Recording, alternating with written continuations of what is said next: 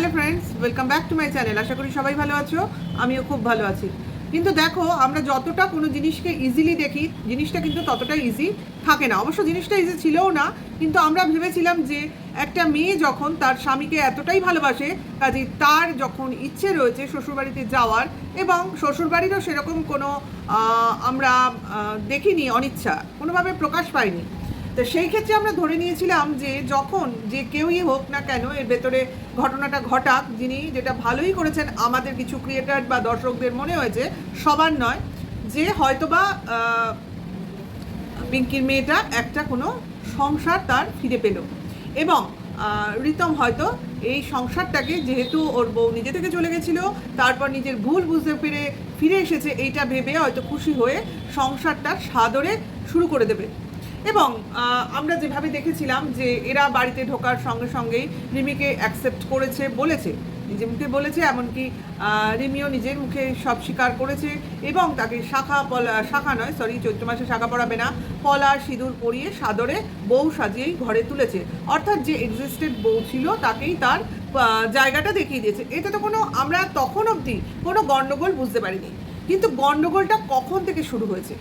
যখন থেকে এই রিতম ক্যামেরায় বলতে শুরু করেছে সে ভালো নেই, সে জানতো না, তার অজান্তে সব কিছু ঘটেছে, তার পারমিশন নেওয়া হয়নি, এবং অ্যাজ ইফ সমস্ত ঘটনার মধ্যে বোঝাতে চাইছিল যে এই মানে ব্যাপারটা সে মেনে নিতে পারছে না। কিন্তু অলরেডি ততক্ষণে একটি দিন, অর্থাৎ 24 ঘন্টা তার পার হয়ে গেছে তার প্রথম বউ বাড়িতে ঢোকার পর।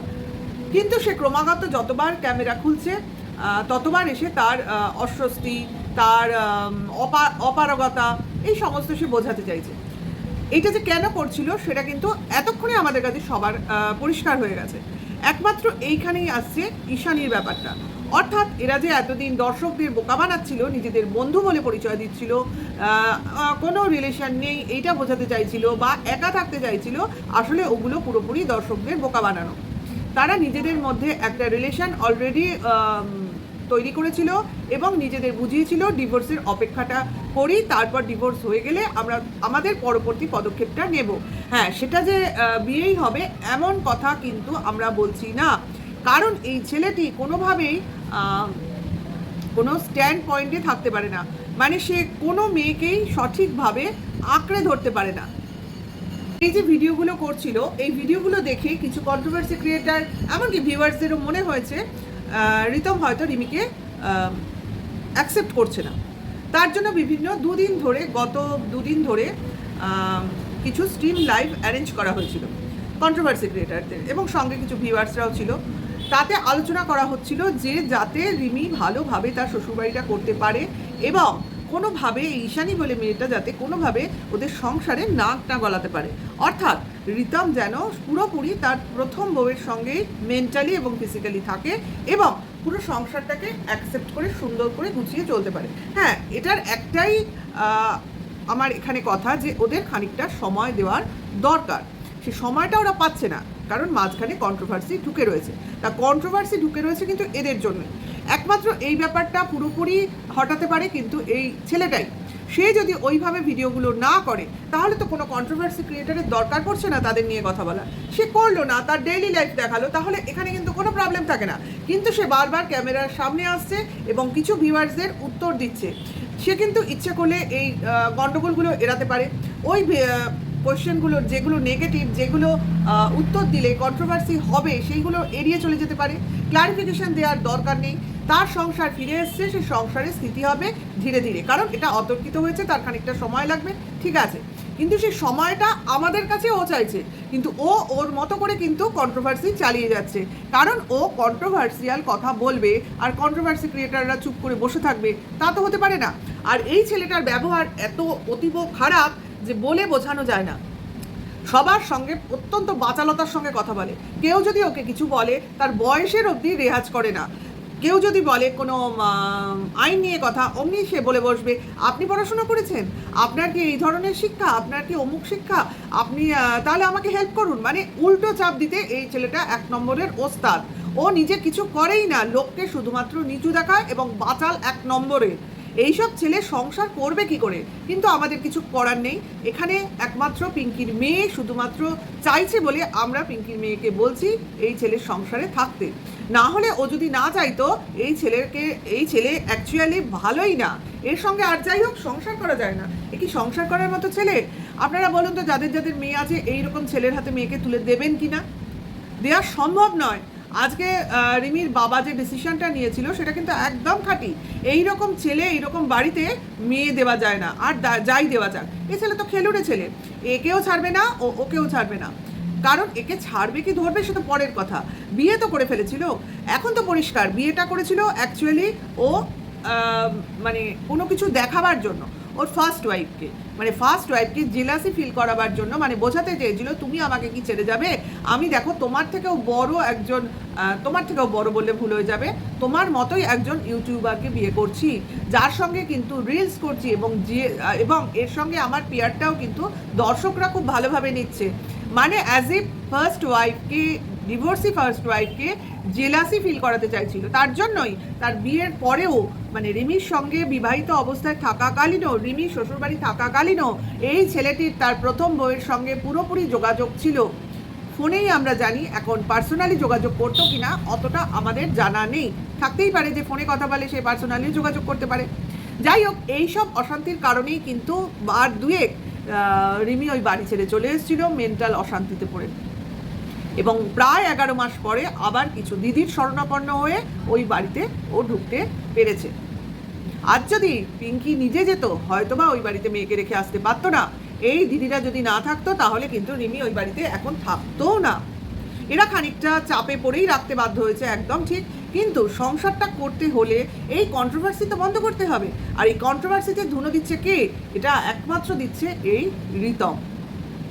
ওর জন্যই কন্ট্রোভার্সি বাড়ছে, এবং কিছু দল ভাগ হয়ে গেছে। কিছু কন্ট্রোভার্সি ক্রিয়েটার একটা দল তৈরি করছে, একদিন লাইভ করছে, আবার তার কিছু অপোনেন্ট কন্ট্রোভার্সি দল তৈরি হয়ে, মানে কিছু রিতম রিমির পাশে থাকছে, কিন্তু রিতম দিশানির পাশে থাকছে। কিন্তু রিতম দেখো দুজনের ক্ষেত্রেই কিন্তু কমন, অর্থাৎ রিতমকে নিয়ে যেন টানাটানি চলছে। আমি বুঝি না এই ছেলেটার মধ্যে আছেটা কি। দুটো মেয়ে এই ছেলেটার জন্য পাগল। অ্যাকচুয়ালি এই অহংকারটাই এই ছেলেটাকে একদম শেষ করে দিচ্ছে। আর কি কোনো ছেলে নেই? আমি বলি, এই দুটো মেয়েকে বলি, আর কোনো ছেলে নেই তোদের ভাগে? আর কোনো ছেলে জোটেনি? এই একটা লাড্ডু মার্কা ছেলে তোদের পছন্দ? ছেলেরা এরকম হয়? এইরকম কি রসগোল্লা মার্কা ছেলে? যাই হোক, যার যার চয়েস, এটা বলে লাভ নেই।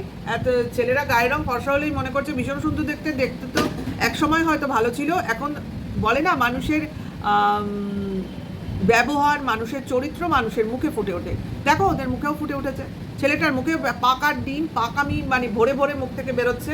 নাহলে 22 বছর একটা ছেলে সংসার করার বয়স, তার মধ্যে আবার হম্বি তম্বি, মার উপর কথা, বাবার উপর কথা। বাবা তো কোনো কথাই বলে না। বাবা এখানেও এই ফ্যামিলিতেও বাবার সেরকম কোনো উচ্চবাচ্য নেই, বাবাকে দাবিয়ে রাখা হয়েছে। এই ছেলেটাই যেন সংসারের হত্যাকর্তা বিধাতা হয়ে দাঁড়িয়েছে, সঙ্গে ওর মা।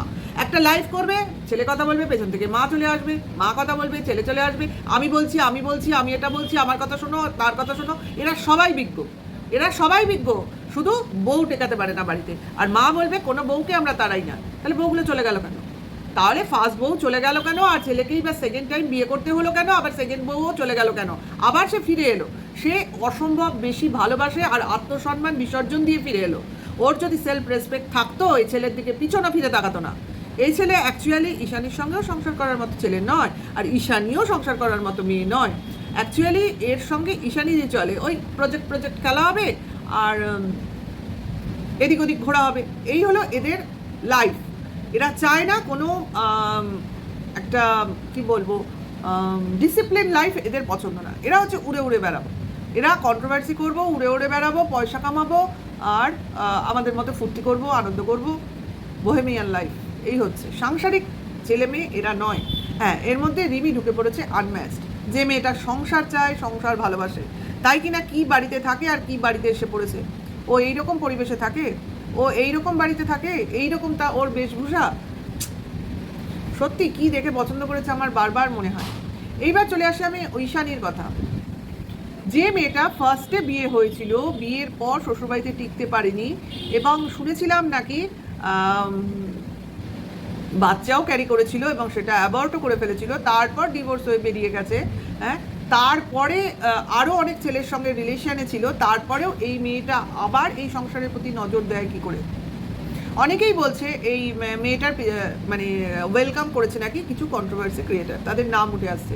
কিন্তু এই মেয়েটা তো কোনো সময় রিতমের থেকে ডিটাচড ছিল না, সব সময় এর সঙ্গে ছিল এবং এ পেছন থেকে কলকাঠি নেড়েছে যাতে রিমি ওই সংসারটা ত্যাগ করে চলে যেতে পারে।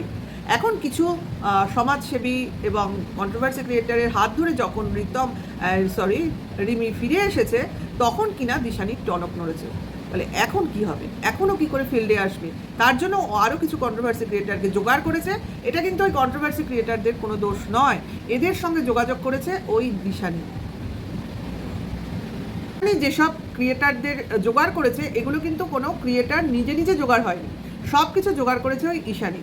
যারা ঈশানীর ভিউয়ার্স এবং ঈশানীর পক্ষের কিছু ক্রিয়েটাররা মিলে ঈশানীর কথাতে একটা লাইভ অ্যারেঞ্জ করে রিতমকে এনে প্ল্যান করছিল কিভাবে রিমিকে বাড়ি থেকে বার করে দেওয়া যায়। মানে এমন কিছু টপিকস আলোচনা হচ্ছিল যাতে কিনা রিমি এগুলো শোনে এবং কোনো উঁচ নিচ পদক্ষেপ নিয়ে নেয়। কিন্তু আমার মনে হচ্ছে যা দেখে 11 মাসে রিমি অনেকটাই ম্যাচিওর হয়ে গেছে এবং ও জায়গাটা ও খুব ভালো করে বুঝছে। কিন্তু জায়গাটা বুঝছে, সে জায়গাটাই তো নড়বড়ে। অ্যাকচুয়ালি এইরকম শ্বশুরবাড়ি আমাদের, যাই হোক, যার যেখানে মজে মন, এখানে আমাদের কোনো হাতও নেই, দরকারও নেই। যে যেখানে সুখী থাকে, আমাদের পিঙ্কির মেয়েকে নিয়ে ভাবার কথা, আমরা সেটাই ভাববো। কিন্তু এই রিতম যদি না চেঞ্জ হয়, কন্ট্রোভার্সির ঝড় উঠে যাবে। আর সঙ্গীতাদি তো বলেইছে কি হতে পারে, কি হবে।